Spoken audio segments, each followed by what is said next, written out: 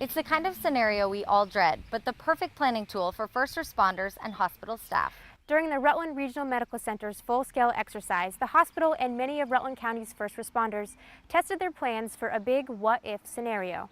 The day-long exercise is being evaluated by the Department of Homeland Security to help our community prepare for the worst. I was on site Saturday to view firsthand how our area will respond if disaster strikes.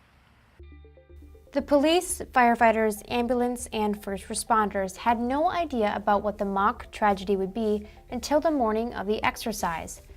The scenario was an airplane crash, resulting in hazardous materials and many injuries, prompting emergency personnel to issue a response operation and alert Rutland Regional to a medical surge of upwards of 20 patients.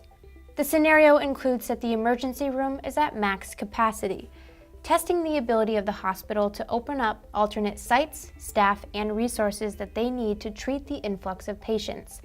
The idea for this exercise came about last year. So the airport does an annual tabletop exercise every year, and last year at the tabletop exercise, the Department of Homeland Security and the hospital were participants of that exercise, and the Department of Homeland Security offered to evaluate the airport emergency plan and the hospital's mass casualty emergency plan.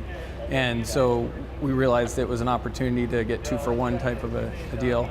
And the hospital needed an incident that would produce mass casualties, so we simulated an aircraft accident at the Rutland Airport with 23 souls on board, and that allowed us to operate our ARF, Airport Rescue and Firefighting Response Team at the airport, and then all of the follow-up response with the ambulance service, decontamination, hazmat control, state police, law enforcement, and all of those different components of the emergency plan are tested.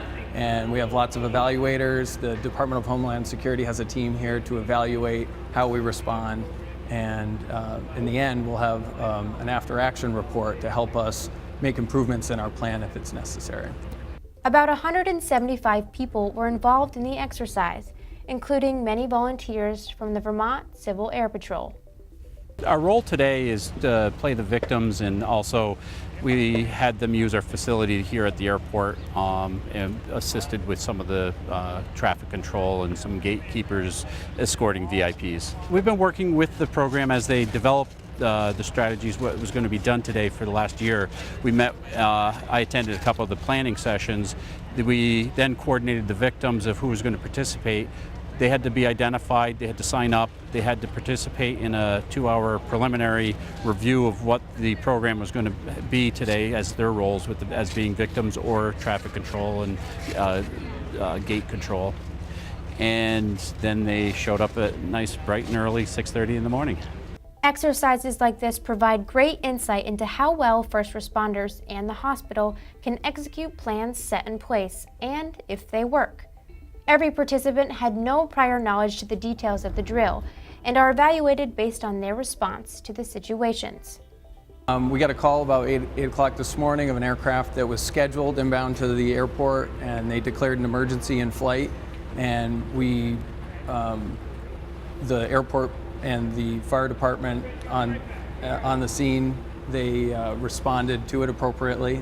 They called an alert 3, and that was the initial response of firefighting on the airfield, and then all the backup support crews started rolling in after that. Although this exercise was only a made-up scenario, the benefit of its execution is immense. The results from this full-scale exercise will be used to improve plans and procedures set in place.